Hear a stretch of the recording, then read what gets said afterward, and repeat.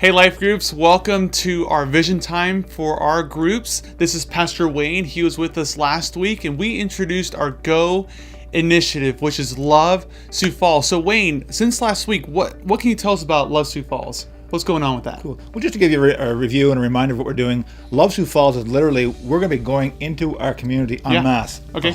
Everybody in Life Group is going to go into our community and literally love Sioux Falls.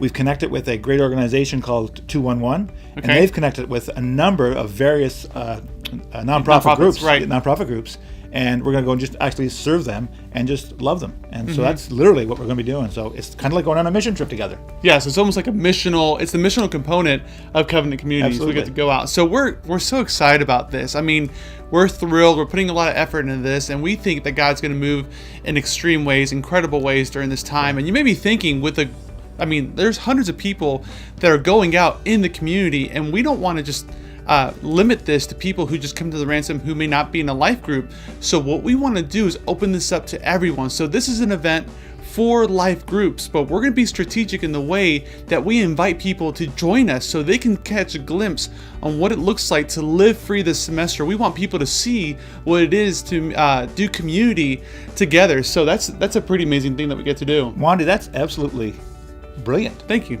I mean, was it my idea? Probably not. It was all of our ideas, but we're really excited about it. So where we are now, we've matched every single group to a serve-free project for Love Sioux Falls. So we're thrilled about that. We're excited about that. So right now, what you can do is we're gonna have a step-by-step thing on really how to know what your event's all about, what you're doing. Okay, so let's do this. So right now, every single one of you leaders should have an envelope just like this. You receive this in the mail, okay? And in writing it says, don't open until Life Group Vision time. So guess what time it is? Life Group Vision time, okay? Yeah. So now we open the envelope, and this happens to be yours, Wayne. Awesome. This is yours. So this is the one that your R3 group in Harrisburg would receive. So you open the envelope, so leaders, go ahead and grab it. If you forgot this, don't sweat it. We will make sure you get one. Just pay attention, everyone in your group, so that way you know what to do when you get it next week. Okay, so first you open it. So we're opening the contents inside the envelope. So what's inside, Wandy? So what's inside? I'll tell you what's inside. First, in your packet is a sign-up sheet. Okay, every single group will have a sign-up sheet just like this. So the goal, every single life group is we want to make sure no one falls through the cracks. Right, okay, absolutely. So when you open this, the goal is to have a paper sign up on here. Okay, and we're going to tell you what you're going to do with that in just 1 second. So you'll have a paper sign up.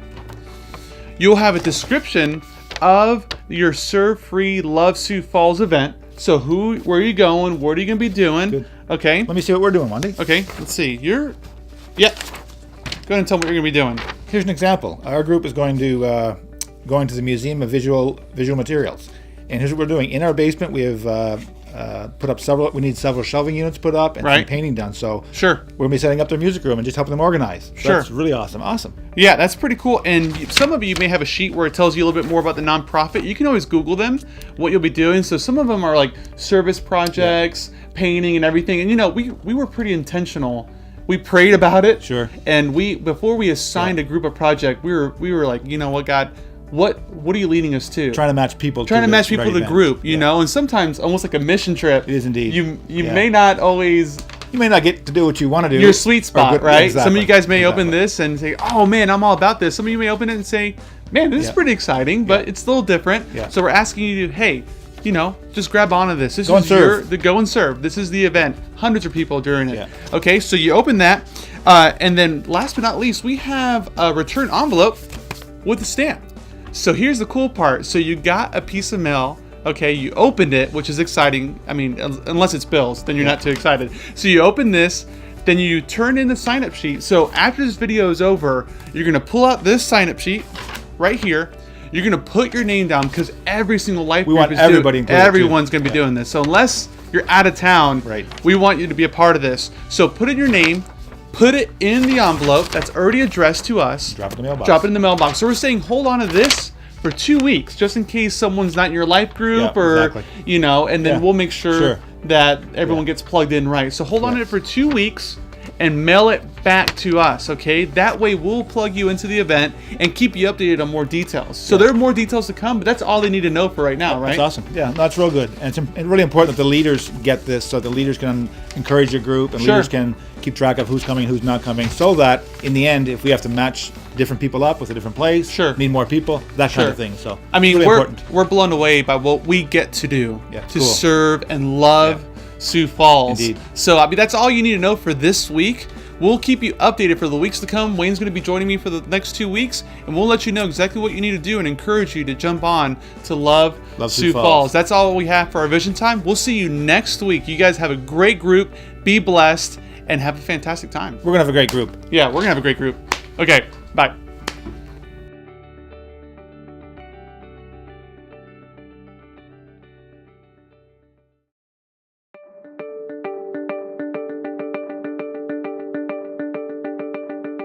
So welcome to your R3 group.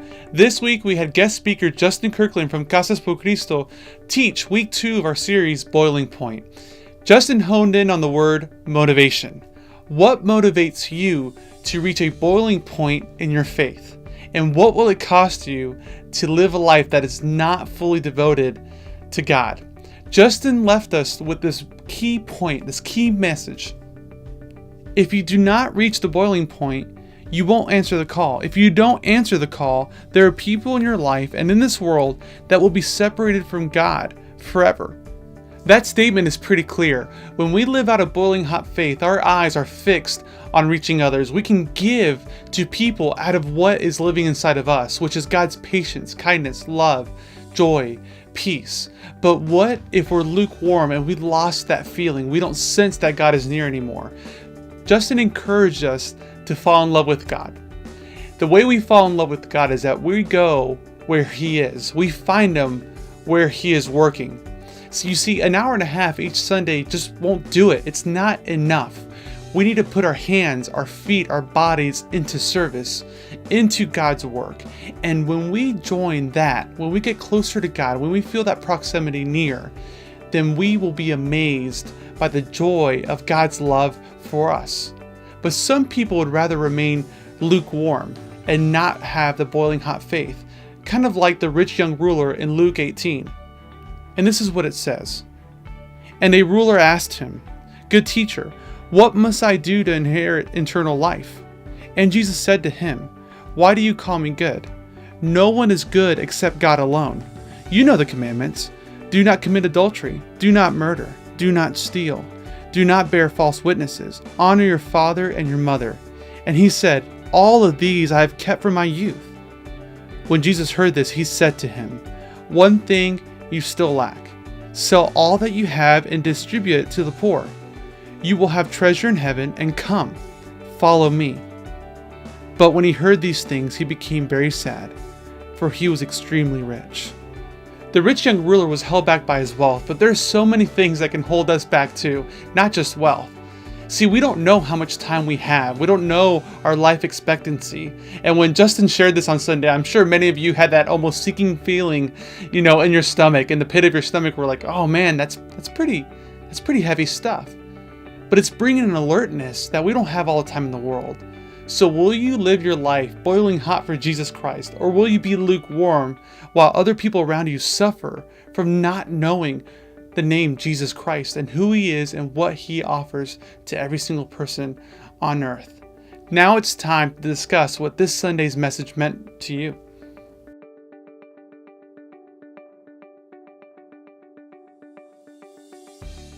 Welcome to Reflect.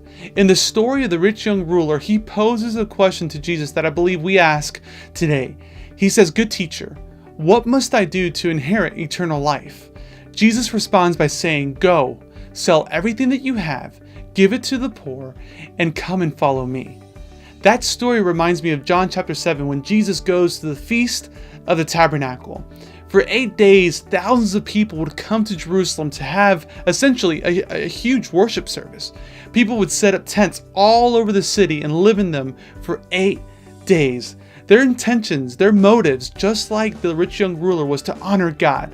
That's what they wanted to do. They wanted to honor Him. So they would pray, they would fast, they would worship and do tradition rituals for 8 days straight. I mean, that's pretty intense. That's kind of like Life Light, but on steroids. You know what I'm talking about? And at the end of the feast, Jesus stands up and he cries out in a loud voice, "If anyone is thirsty, let him come to me and drink. Whoever believes in me, as the scripture has said, streams of living water will flow from within him." The multitude gathered at the feast and the rich young ruler were both thirsting for the same thing. And Jesus' response is the same then as it is now. "Come and follow me."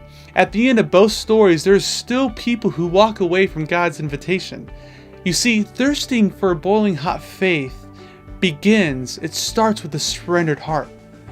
The rich young ruler had everything, but he just didn't want to let it go. He didn't want to surrender it. He had wealth, he had investments, he had land, he had power, but he couldn't let it go.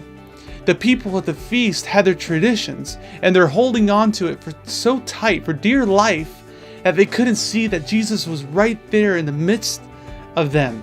St. Augustine of Hippo, who was born in 1345 AD, says this: "Our hearts are restless until they find rest in you." Our hearts are restless, thirsting for Christ, thirsting for a boiling point faith. But are you willing to leave behind what you think you value the most for the most invaluable decision you will ever make? After Sunday's teaching, many of you in this room would say, "No, I want to make the decision."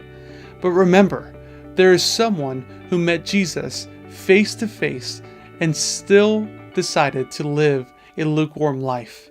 A surrendered heart is a heart that knows that the only thing that it brings to the table is a simple but profound yes. Will you say yes to what Jesus is calling you to do?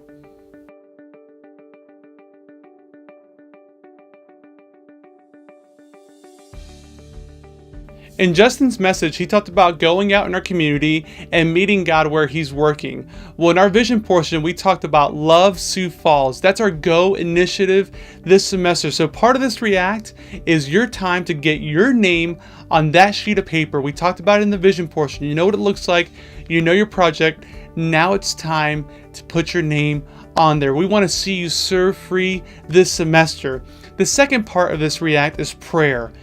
Justin challenged us in his message to pray for a divine appointment for someone who doesn't know Jesus Christ. So pray right now after this. Put your name down first, and then as a group, pray that your world would collide with someone who doesn't know Jesus, so you can minister the gospel, show them the love of God, and tell them who Jesus Christ is. It may seem a little scary for some of you. Some of you guys who are extroverts, you're fine. You don't mind sharing your faith.